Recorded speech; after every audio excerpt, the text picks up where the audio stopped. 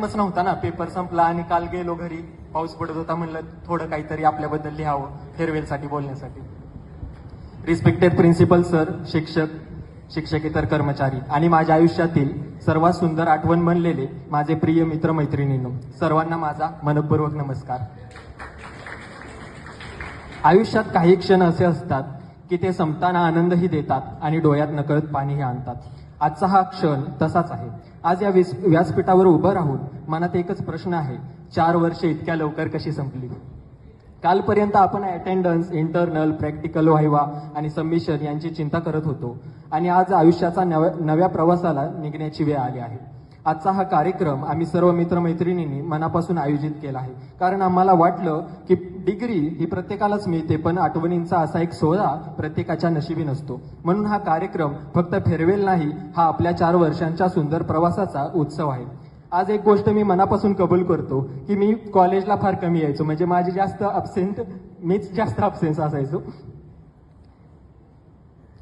अनेकदा सामाजिक काम, इतर जबाबदाऱ्या आणि काही वैयक्तिक कारणांमुळे माझी उपस्थिती कमी असायची. पण एक गोष्ट मात्र नक्की, जेव्हा या कॉलेजमध्ये आलो तेव्हा प्रत्येक वेळी काहीतरी नवीन शिकूनच बाहेर पडलो. माझी उपस्थिती कदाचित कमी होती, पण या महाविद्यालयाबद्दलचा आदर, माझ्या मित्रांबद्दलचं प्रेम आणि शिक्षकांबद्दलची ती कृतज्ञता कधीच कमी नव्हती आणि कधीच कमी होणार नाही. आदरणीय सर, मॅडम, तुम्ही आम्हाला फक्त विषय शिकवले नाहीत, तर तुम्ही आम्हाला आयुष्य जगायला शिकवलं. अपयश आलं तरी हार मानू नका, यश आलं तरी अहंकार बाळगू नका आणि माणुसकी कधीच सोडू नका. ही शिकवण कोणत्याही पुस्तकात मिळत नाही.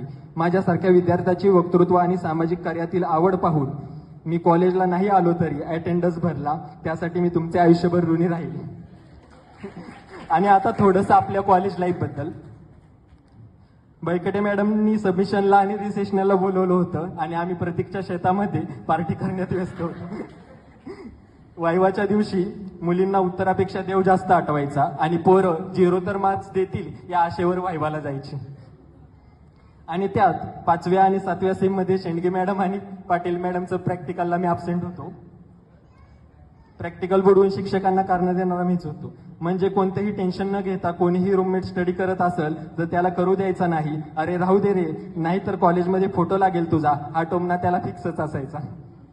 सबमिशनच्या आदल्या रात्री संपूर्ण वर्ग एकाच मिशनवर असायचा. अरे जनरल कंप्लीट झालं का? एक्झामच्या दिवशी पहाटे उठून अभ्यास करणाऱ्या मुली आणि काहीच येत नाही रे भावा असं म्हणून मुलं पाणीवच्या मेडिकलमधून 30 क्वेश्चनचा सेट घेऊन यायचे.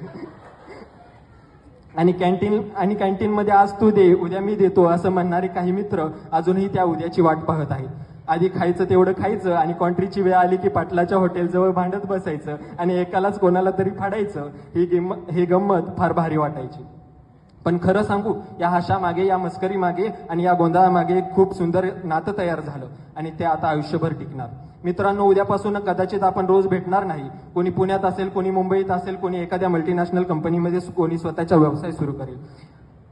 आणि कदाचित आपण एकमेकांच्या वाढदिवसालाही प्रत्यक्ष भेटू शकणार नाही. प्रत्येकाच्या वाढदिवसाला असल गावरान हॉटेलचं ते अनलिमिटेड जेवण, स्प्रेने आणि केकने भरलेला बर्थडे बॉय आणि उरलेल्या कॉन्ट्रीमधून घेतलेली ती स्टिंग कायमच लक्षात राहील. मित्रांनो, कृपया एवढे यशस्वी होऊ नका की जुन्या मित्रांचा फोन उचलायलाही वेळ मिळू नये. कारण पैसा पुन्हा कमवता येतो, नोकरी पुन्हा मिळू शकते, पण कॉलेजचे दिवस आणि ही मैत्री आयुष्यात पुन्हा कधीच मिळत नाही.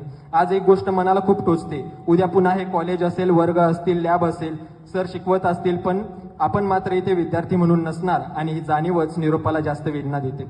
पुस्तकाची पानं बंद होतील पण आठवणींची पानं कधीच मिटणार नाही. वर्ग रिकामी होतील पण मनातली जागा कधीच रिकामी होणार नाही. माणसं दूर होतील पण मैत्रीचं अंतर कधीच वाढणार नाही. एक दिवस असा येईल, मोबाईलमध्ये या दिवसांचे फोटो दिसतील, चेहऱ्यावर हसू असेल आणि डोळ्यात नकळत पाणीही असेल. कारण आठवणी कधीच जुन्या होत नाहीत. आज आपण विद्यार्थी म्हणून इथून बाहेर पडतोय, उद्या आपण फार्मासिस्ट म्हणून समाजाची सेवा करूया. या महाविद्यालयाचं नाव, या वर्गाच्या आठवणी आणि तुमचं सगळ्यांचं प्रेम आयुष्यभर आपल्या हृदयात जिवंत राहील. निरोप हा शेवट नसतो, तो पुन्हा भेटण्याचं एक सुंदर वचन असतं.